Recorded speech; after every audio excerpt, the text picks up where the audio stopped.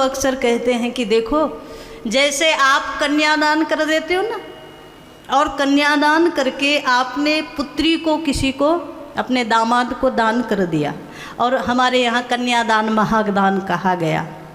अच्छा, दान यहाँ इसीलिए जोड़ा, इस विषय में भी लोग बड़ा विवाद आजकल करने लगे। बड़े ऐसे ऐसे लोग आ गए जो बुद्धि लगाने लगे कि कन्यादान कह दिया। कन्यादान इसलिए कहा महाराज, पहली बात तो ये, जब आप कन्यादान करते हो तो कन्या का गोत्र परिवर्तित होता है, और हमारे यहाँ सनातन में बेटी का पहले जो गोत्र होता है वो विवाह के बाद बदलता है ना। तो जब आप अपनी बेटी का गोत्र ही नहीं बदलोगे तो उसका फिर नया गोत्र कैसे होगा? तो इसलिए दान की हुई वस्तु जब हमारी नहीं रही तभी तो नया गोत्र मिलेगा।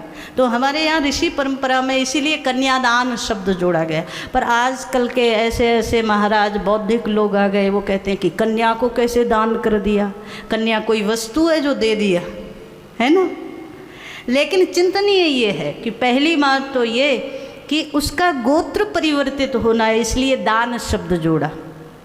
दूसरी बात ये, दान की हुई चीज़, दान की हुई वस्तु, उस पर अधिकार आपका नहीं रहा, ये महत्व की बात है। जब बेटी ससुराल चली जाए और वहाँ से रोज़ फ़ोन करे कि अब क्या हो रहा है, अब क्या हो रहा है, अब क्या हो रहा है, और जब छोटी छोटी बात बताती है ना तो पिताजी तो कई बार ध्यान नहीं देते, माताओं का मन बड़ा परेशान हो जाता है ना।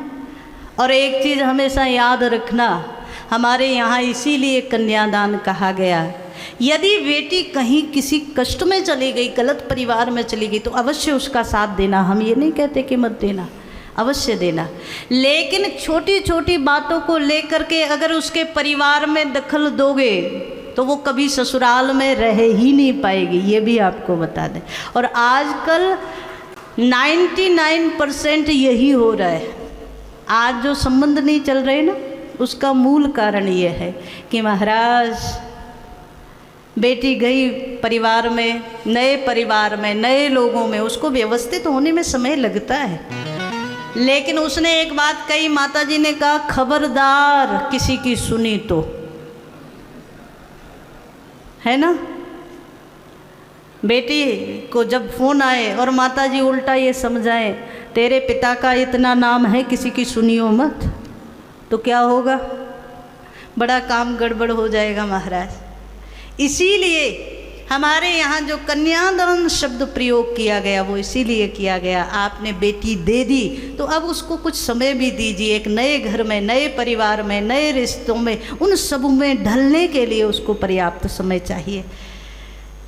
तो हम कह रहे थे आपसे, जैसे आपने कन्यादान कर दिया, बेटी आपने एक नए रिश्ते के साथ बेटी को दान कर दिया, ठीक है। ऐसे ही जब बहू घर में लेकर आओ ना तो एक और काम कर दो। क्या?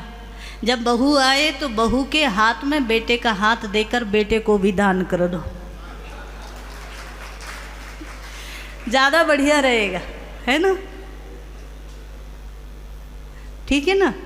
अगर ये कर दिया ना तो बड़ा आनंद रहेगा। जैसे बेटी को दान, कन्यादान जब कर देते हो तो मन में ऐसा रहता है उसको नया परिवार मिल गया, अब उसकी मर्जी जैसे करे।